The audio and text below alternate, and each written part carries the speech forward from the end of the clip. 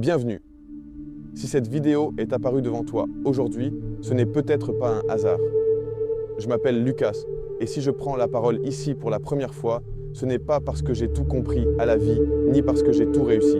C'est justement parce que j'ai connu l'attente, le doute, le silence et la fidélité de Dieu au milieu de tout cela. Avant d'aller plus loin, prends juste un instant. Si tu ressens le besoin de nourrir ta foi, de comprendre ce que Dieu fait quand il semble tarder, je t'invite dès maintenant à t'abonner à cette chaîne, Lucas of God, et à activer la cloche de notification.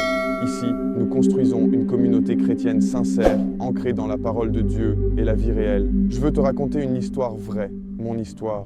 Il y a un temps où Dieu m'a fait une promesse. Pas une promesse vague, pas un simple désir personnel. Quelque chose de clair, déposé profondément dans mon cœur pendant un moment de prière et de méditation. J'étais convaincu que cela venait de lui. À cet instant précis, j'étais rempli d'espérance. Je pensais, comme beaucoup, que puisque Dieu avait parlé, les choses allaient s'enchaîner rapidement.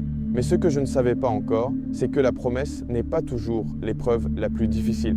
L'attente l'est souvent bien plus. Les jours ont passé, puis les mois, puis les années, et extérieurement, rien ne changeait. Pire encore, certaines portes se fermaient. Autour de moi, les voix devenaient de plus en plus insistantes. On me disait que ce n'était pas réaliste, que j'avais mal compris, que Dieu ne fonctionnait pas comme ça, ou que tout simplement ce n'était pas pour moi.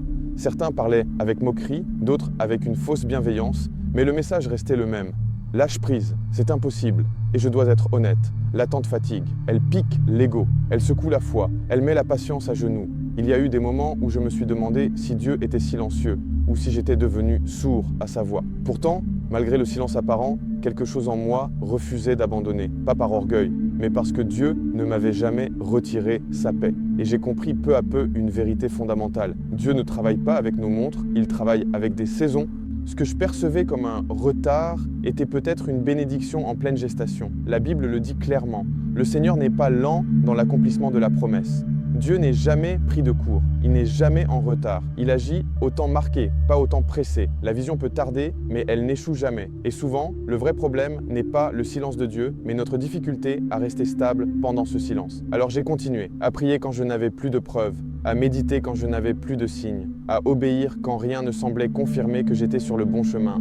J'ai appris que Dieu préfère former la personne avant de livrer la promesse. Parce qu'une bénédiction reçue trop tôt peut devenir un danger, alors qu'une bénédiction reçue au bon moment devient un héritage.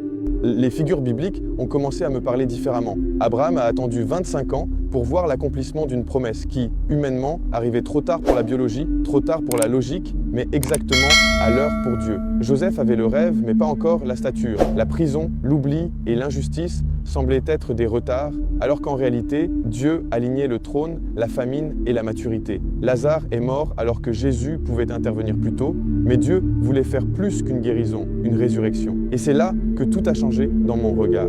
J'ai compris que certaines bénédictions n'arrivent qu'après la mort de nos espoirs humains. Quand Dieu tarde, ce n'est pas pour frustrer, c'est pour agrandir. L'attente révèle la qualité de notre foi, la profondeur de notre confiance et la pureté de nos motivations. Puis un jour, sans bruit, sans annonce spectaculaire, la promesse s'est accomplie. Pas de la manière dont je l'avais imaginé, mais d'une manière bien plus solide, bien plus profonde. Aujourd'hui, je bénéficie pleinement de ce que Dieu m'avait promis.